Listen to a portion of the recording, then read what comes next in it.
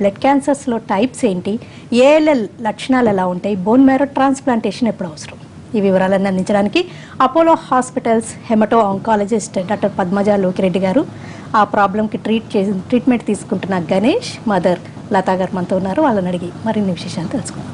Hello అండి, welcome to show. Blood క్యాన్సర్స్లో types ఏంటి, అన్ని టైప్స్ ఒకటే లాంటి లక్షణాలతో ఉంటాయా, ఎలా ప్రజెంట్ అవుతూ ఉంటాయి? బ్లడ్ క్యాన్సర్ అంటే రక్తంలో ఉండే క్యాన్సర్. దీనికి రెండు రకాల కారణాలు ఉంటాయండి. రెండు రకాల టైప్స్, మెయిన్ టైప్స్ ఉంటాయి.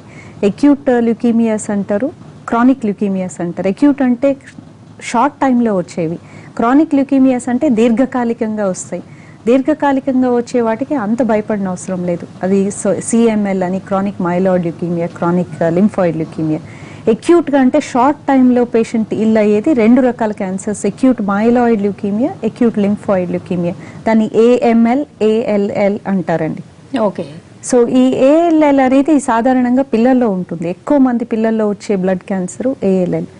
ఎక్కువ మందికి ఒక 3 సంవత్సరాల నుంచి 7 సంవత్సరాల వాళ్ళకి జ్వరంతో వస్తుంది. జ్వరం వచ్చింది, డాక్టర్ దగ్గరికి వెళ్తారు, ట్రీట్మెంట్ తీసుకుంటారు, తగ్గలేదని మరలా వెళ్తారు. ఆ టైంలోనే బ్లడ్ టెస్టులు చేస్తారు.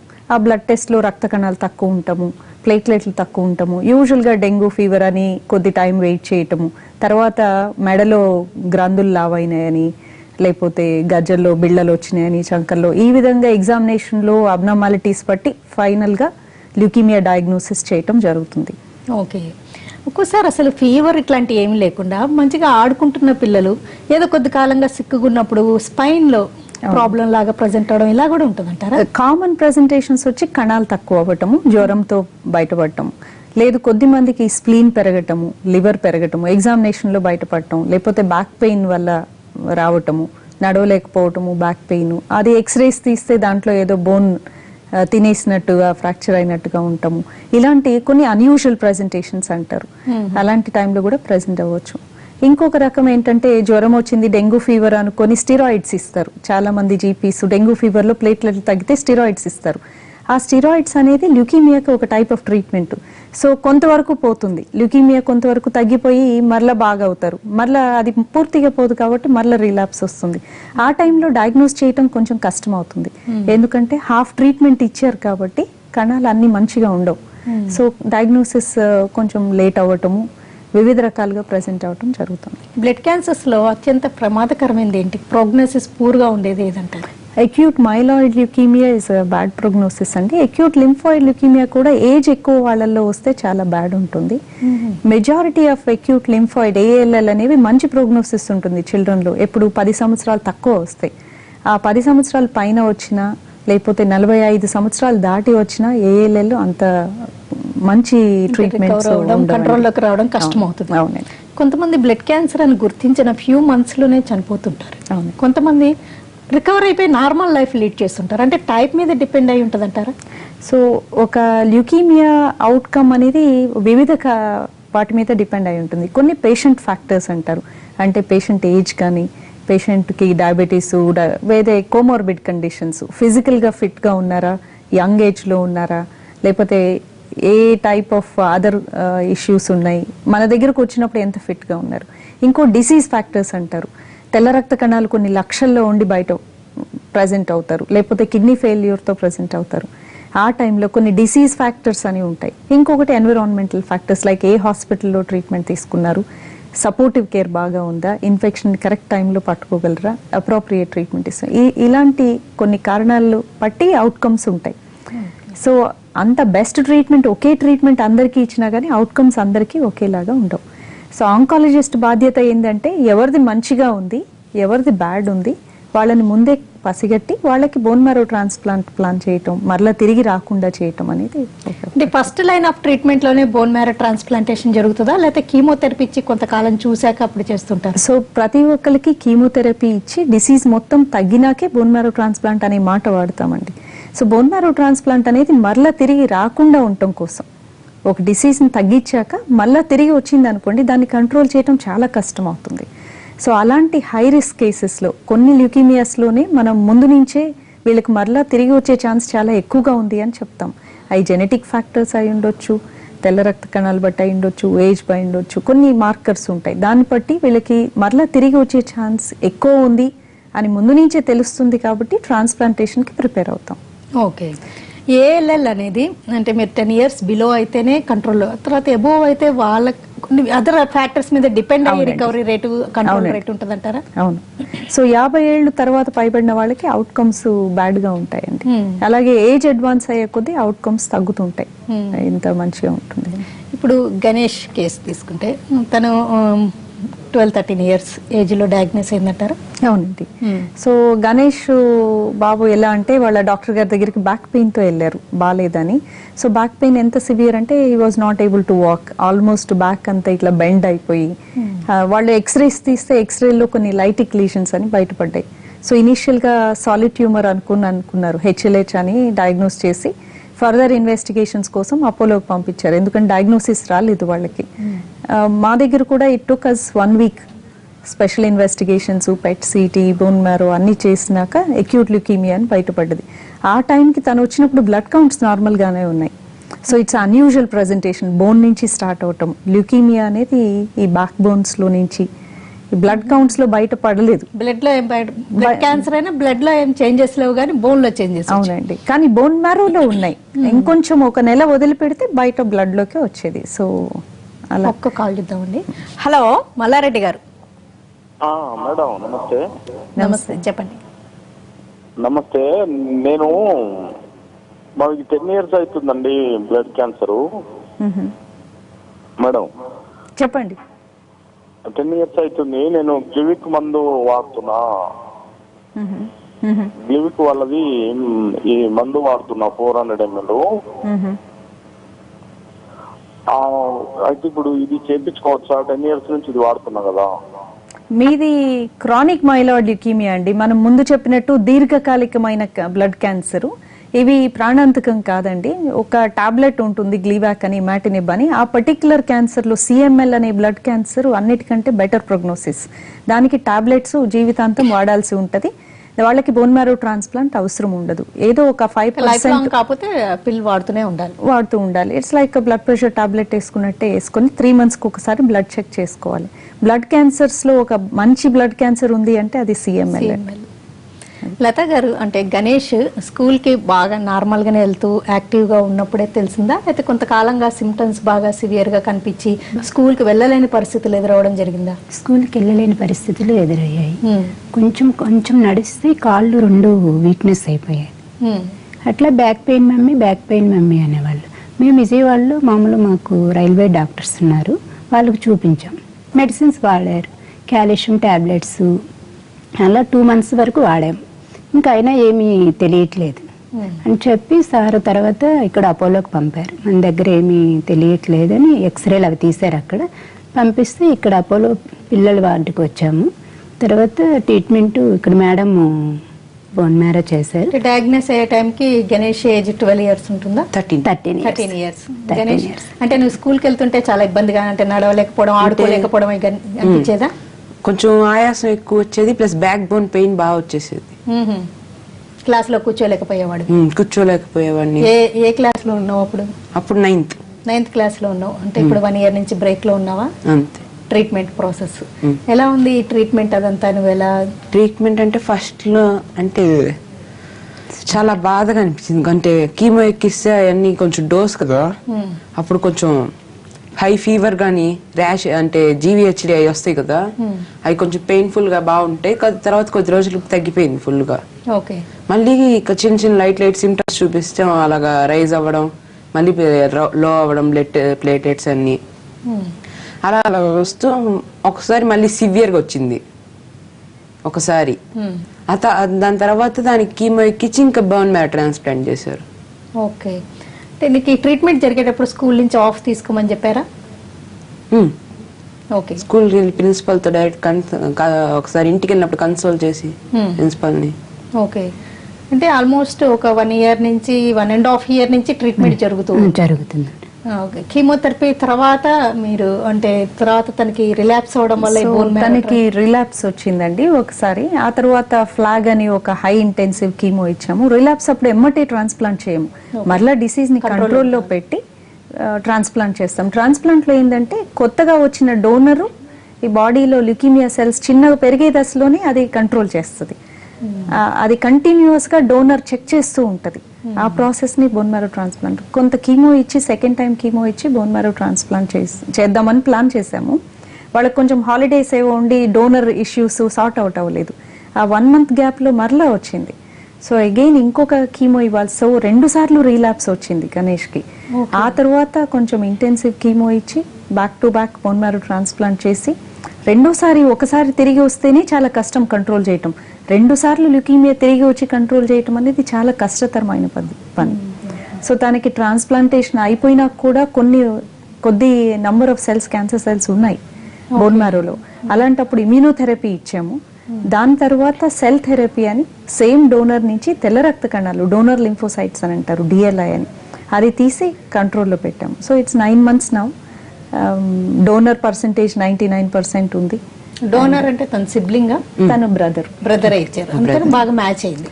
మ్యాచ్ 10/10 మ్యాచ్ ఉంది. డోనర్ ట్రాన్స్ప్లాంట్ అయిపోయినాక ఒక 100 daysకి ఫ్రీక్వెంట్గా ఎవ్రీ 2-3 monthsకి డోనర్ ఎంత ఉంది బాడీలో అని చెక్ చేస్తాం. అది ఒక బ్లడ్ టెస్ట్లో DNA ఫింగర్ ప్రింటింగ్ ఎలా చేస్తారండి, అట్లా DNA సీక్వెన్స్ చేంజ్ అయిపోతుంది. పేషెంట్ది డోనర్కి చేంజ్ అయిపోతుంది. ఈ టెస్ట్లో మనకి డోనర్ ఎంత చేంజ్ అయింది అనేది తెలుస్తుంది. Short break. బ్లడ్ క్యాన్సర్స్లో టైప్స్ ఏంటి, ALL అంటే ఏంటి, ఈ క్యాన్సర్ ట్రీట్మెంట్ ఎలా ఉంటుంది, బోన్ మ్యారో ట్రాన్స్ప్లాంటేషన్ ఎప్పుడు అవసరం, ఈ వివరాలన్నీ తెలియజేయడానికి Apollo hospitals haemato oncologist doctor Padmaja Lokireddy గారు తన ఎక్స్పీరియన్స్ మనతో షేర్ చేసుకోవడానికి గణేష్, మదర్ లత ఉన్నారు. గణేష్, కీమోథెరపీ తీసుకుంటే చాలా బాధాకరమనే, చాలా పెద్ద వాళ్ళు కూడా క్యాన్సర్ అనగానే కీమోథెరపీ గురించి భయపడుతుంటారు. అందరికీ తెలిసేటట్టు నీ ఎక్స్పీరియన్స్ ఒకసారి చెప్పు, ఎలా ఉంది ఆ ట్రీట్మెంట్ ప్రాసెస్? కీమో ఎక్కించినప్పుడు కొంచెం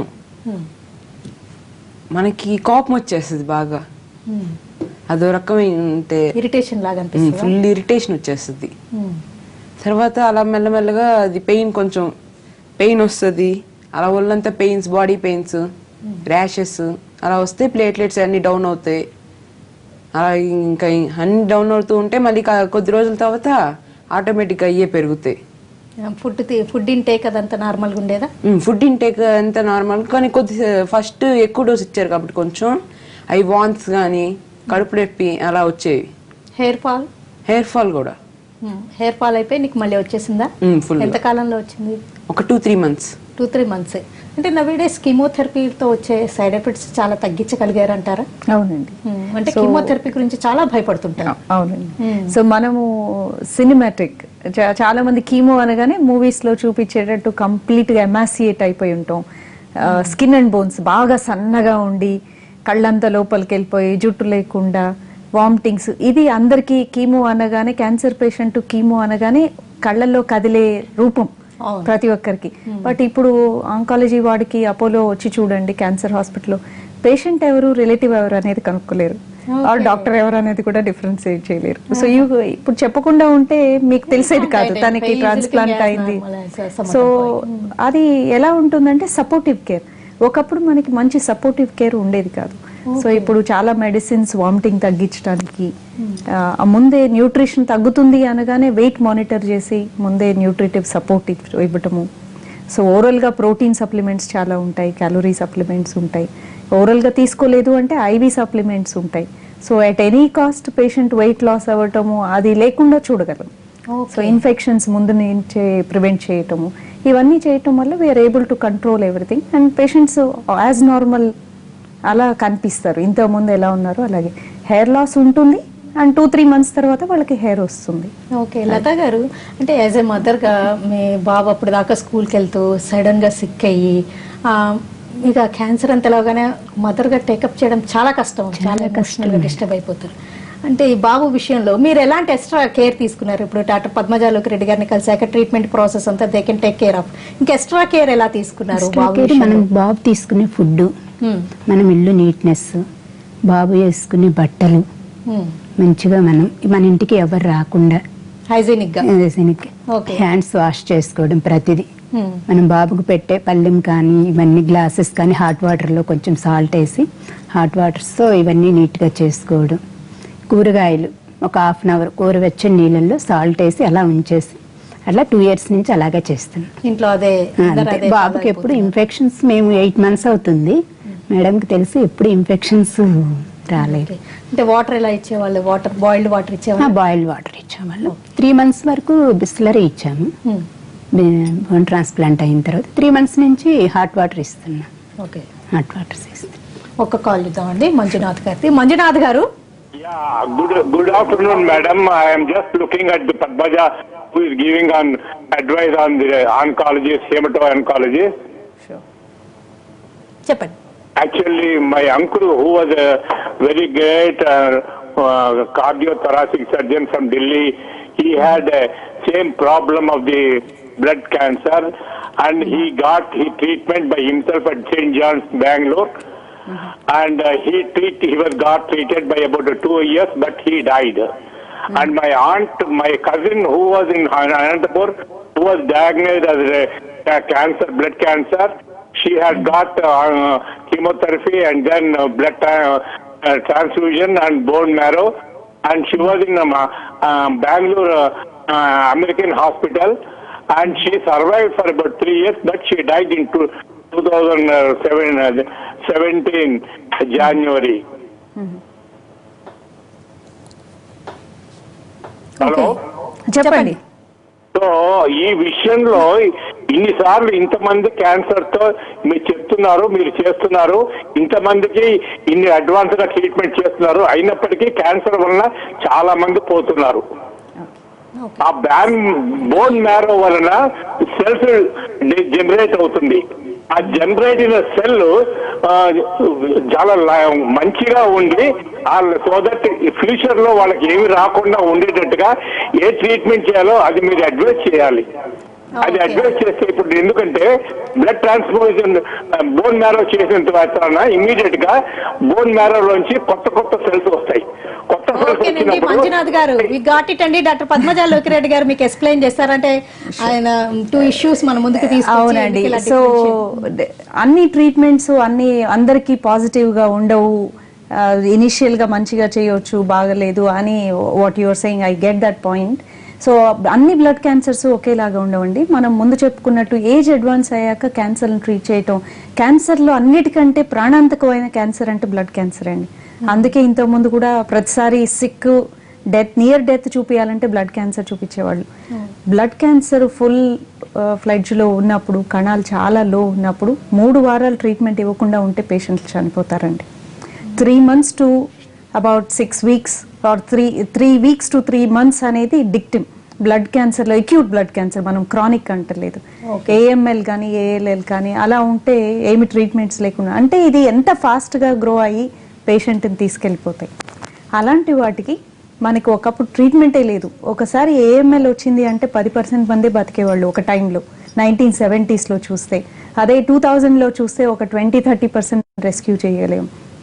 ఇప్పుడు చూస్తే వరల్డ్ స్టాటిస్టిక్స్లో, it's not just Hyderabad or India, world స్టాటిస్టిక్స్లో చూస్తే you are about to rescue 50% of them long term.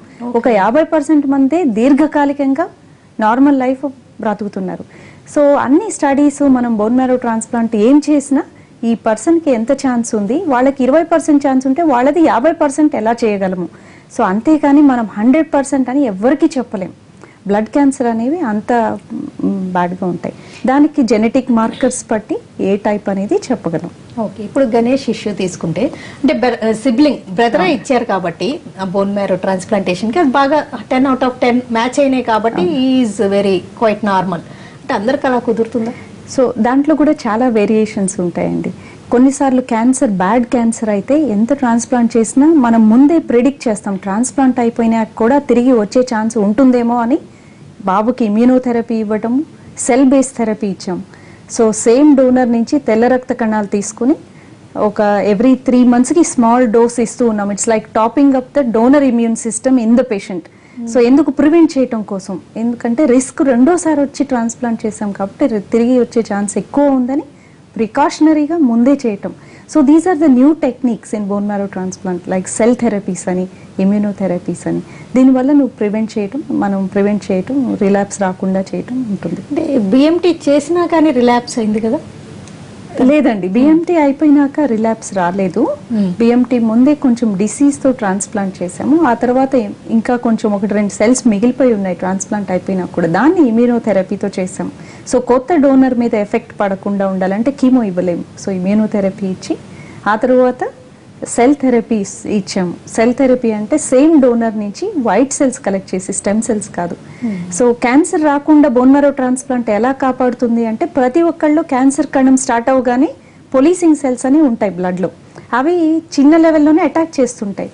So ఈ బాబులో క్యాన్సర్ ఎందుకు వచ్చింది, ఆ కణాలను కనుక్కోలేకపోవటం. సో కొత్త డోనర్ సెల్స్ ఇస్తే అవి కనుక్కొని మొదల్లోనే చిన్న లెవెల్లో స్టార్ట్ చేస్తుంటాయి. ఓకే, లతా గారు, అంటే మదర్ గా మీరు చాలా కాన్ఫిడెంట్ గా ఉండి మీ బాబుకి, అయితే ఏ మదర్ అయినా వాళ్ళ పిల్లలకి బూస్టప్ చేస్తేనే వాళ్ళు కూడా వేవ్ అవుట్ అవుతారు ఆ ప్రాబ్లం నుంచి. మీరు ఆ ఎఫర్ట్స్ ఎలా పెట్టారు అంటే, అన్ని బ్రౌజ్ చేసి డాక్టర్స్ దగ్గర నుంచి డీటెయిల్స్ తెలుసుకుని ఎఫర్ట్స్ పెట్టడమే కాకుండా మెంటల్ గా తనకి ఎలాగ ఎమోషనల్ గా మీరు సపోర్ట్ ఇచ్చారు? బాబుకి తెలియదండి, తెలవకపోవడమే బ్లెస్సింగ్.